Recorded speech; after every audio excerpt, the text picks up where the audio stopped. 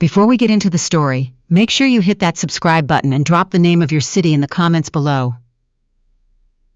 People are watching this from all over the country, and we love seeing where you're all tuning in from now. Let's get into it. David Harlow threw the papers across the kitchen island at 6:43 in the morning. Not slid, not set down. Threw. The way you throw something when you've rehearsed the moment so many times in your head that the actual doing of it feels like a performance, and he needed it to land. "I want you out by the weekend," he said. Nora Harlow looked at the papers on the marble countertop. She looked at the coffee she hadn't finished. She looked at her husband of 11 years, standing in his pressed work shirt, already in his shoes at 6 in the morning, and she understood. With a clarity that felt less like shock and more like something long overdue, that this was the version of David she had been quietly afraid of for years. The one who smiled at dinner parties and squeezed her elbow a little too hard on the walk to the car. Afterward, she didn't cry. She didn't raise her voice. She picked up her coffee, took one last sip, set the mug down gently, and said, "Okay." That was the word that broke something in him. She could see it. He'd expected tears, begging, some kind of resistance that would let him feel righteous. Instead, she gave him okay, picked up her laptop bag from the counter, and walked out the door. She had a 9 o'clock meeting that couldn't move. Here's what David Harlow did not know on that Tuesday morning. He did not know that 6 weeks earlier, Nora had signed a preliminary term sheet with a Boston-based pharmaceutical investment group called Avery Meridian Partners. He did not know that the term sheet represented the opening of a negotiation that had been 18 months in the making. And he did not know that in approximately 4 hours from the moment he threw those papers across their kitchen island, Nora would be sitting in a conference room on the 38th floor of a building in downtown Chicago, finalizing the acquisition of her company, the company she had built in the margins of a marriage that had been dying slowly for years for $940 million. He did not know any of that because he had stopped asking. Nora Harlow was 41 years old. She had spent the first half of her career in pharmaceutical regulatory affairs, the unglamorous, invisible part of drug development where nobody gets quoted in press releases. And everybody works late. She understood FDA submission pathways the way other people understood their own handwriting. She understood clinical trial architecture. She understood why promising treatments died in phase 2, not because they didn't work, but because the paperwork around them was built by people who'd never actually sat across from a patient. She had tried, once, to explain this to David. She'd been describing a toxicity labeling problem on a compound she'd spent 8 months trying to salvage, and he had interrupted her to ask if she'd remembered to call the guy about the gutters. She had remembered. She always remembered. She just also carried at the same time in the same head the weight of things that David would never think to ask about. She left that regulatory firm in 2019 and started Northgate Medical Solutions out of the second bedroom of their house. David had called it her project. He said it with a kind of patient generosity that made her feel like a child setting up a lemonade stand. He did not ask about the science. He did not ask about the partners she was courting, or the investors she was meeting with, or the particular problem in rare disease diagnostics that she had identified and was quietly, methodically building a solution for. What he asked about was whether dinner would be ready before 8. What he said at his brother's birthday party, when someone asked what Nora was up to these days, was, "She's doing some consulting work. Medical stuff. You know how it is." She had been standing close enough to hear him. She had smiled and excused herself to get another drink, and in the bathroom, by herself for 45 seconds, she had looked at her own face in the mirror and made a decision she didn't have words for yet. Just a quiet internal closing of a door. The people who knew about Northgate knew because Nora had built something worth knowing about. Her co-founder was a woman named Dr. Priya Osei, a former Stanford research fellow who had left academia to build something that actually be deployed at scale. Together they had developed a diagnostic platform for a category of neurological rare diseases, conditions that were affecting over 200,000 patients in the U.S. alone, where misdiagnosis rates were sitting at nearly 60% and average time to correct diagnosis was over 4 years. 4 years. Nora said that number in every investor meeting. She let it sit in the air for a moment. 4 years of a family watching someone they love deteriorate and being told, repeatedly, by well-meaning doctors with incomplete tools, that they weren't sure what they were looking at. Northgate's platform cut that window to weeks. It had taken 3 years to build, 2 failed funding rounds, 1 clinical partnership that collapsed 6 weeks before signing. 1 co-investor who backed out after David, at a dinner Nora had specifically asked him not to attend, had introduced himself as the real CEO and laughed like it was a joke. It was not a joke. The investor called her the next morning and said he needed more time to think. She rebuilt the term with a different partner. She always rebuilt. David Harlow had a story to himself about his marriage. In his version, he had been patient and supportive, while Nora did her thing. He had kept the household running. He had tolerated the late nights, the canceled dinners, the weekends she disappeared into her office and emerged, looking like she hadn't slept.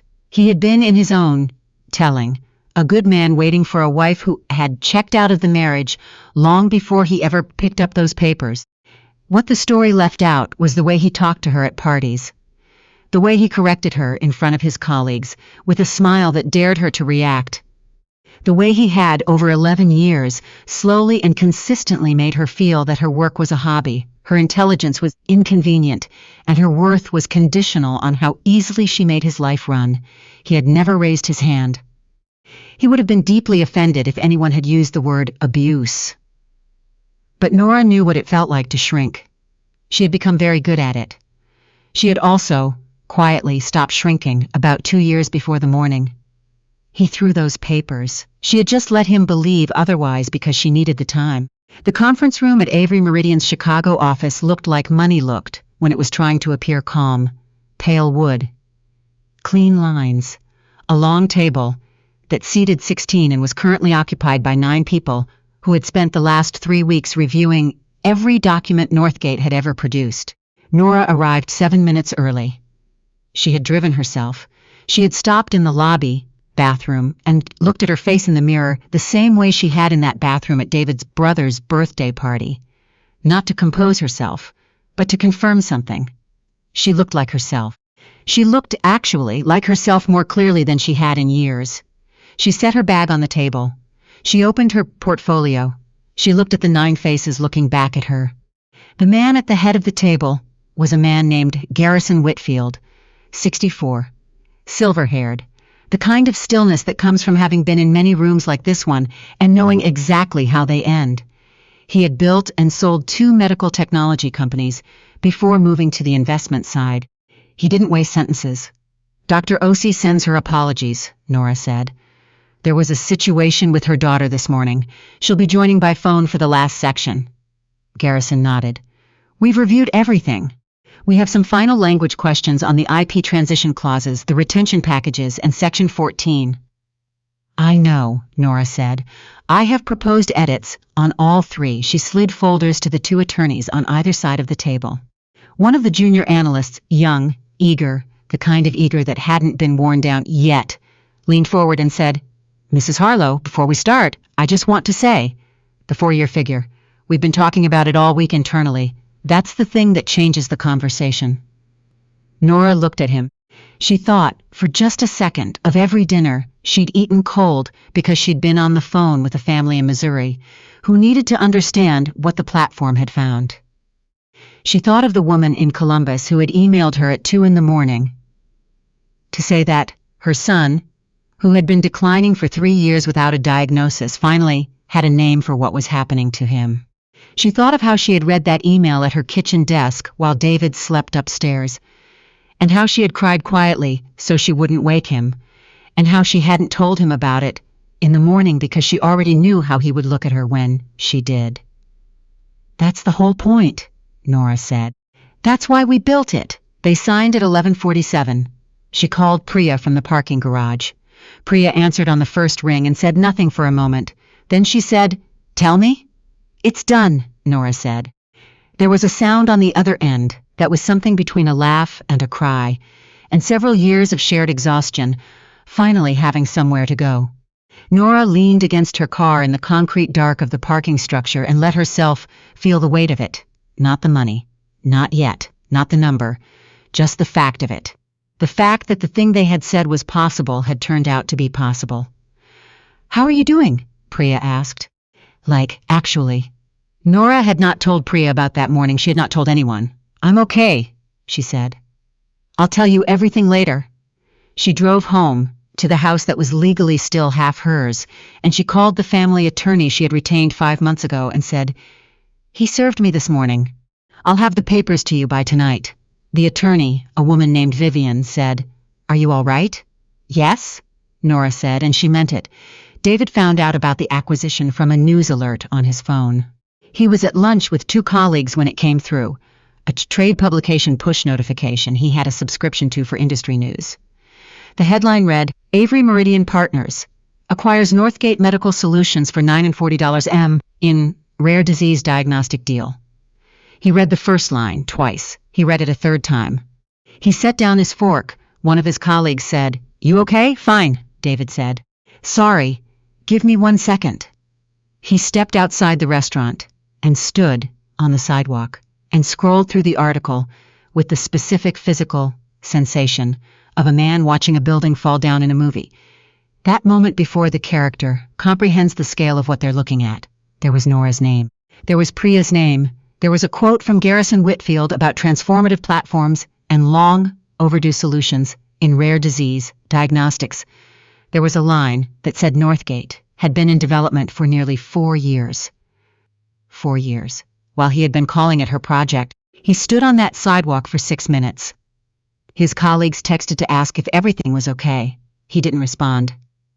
He drove to his attorney's office that afternoon and had a conversation that did not go the way he had expected. His attorney, a man named Brett who David played golf with, laid it out carefully. The company had been incorporated in 2019, before the divorce proceedings had been filed. David had not contributed capital, labor, intellectual property, or documented support to the business at any point. There was no commingling of marital assets in Northgate's formation or operation. Nora had been meticulous about that, had kept every company account separate from the moment she opened the first one. The business had grown entirely on its own funding structure and its own equity. "What about the house?" David said. "The expenses while she was building it?" "She also contributed to those expenses," Brett said, "equally. She used our home as an office, the second bedroom, which is a level of home office use that courts have addressed many times." Brett paused. "David, I have to be honest with you. This is a very clean structure. There's not a lot to work with here." David was quiet for a moment. "Is there anything?" he said. Brett picked up his pen, looked at it, put it back down. "We can explore, but my honest read is that this was built deliberately clean, which means someone planned for this." He looked at David. "Did you have any sense that she was expecting this to go the way it went this morning?" David said nothing, because the real answer, was that he had never once asked himself what Nora was planning. He had assumed without ever examining the assumption that she would always be there. That the degree to which he had made himself the center of gravity in their marriage was simply the natural order of things. That she was patient because she was patient, not because she was waiting. He drove home to an empty house. Her things were still there. She hadn't moved anything yet. But the kitchen felt different. The second bedroom felt different. He sat in the living room for a long time and tried to locate the version of the story where he was the wronged party, and found, for the first time, that it kept dissolving before he could get a solid hold on it. The divorce was finalized 4 months later. It was not dramatic. There were no courtroom scenes, no screaming in a hallway, no moment where David stood up and said something that was supposed to hurt. Nora had been too precise for drama. The attorneys exchanged documents. The house was sold and split. The Northgate equity was entirely and legally hers. She bought an apartment on the north side of the city with windows that looked out over the lake.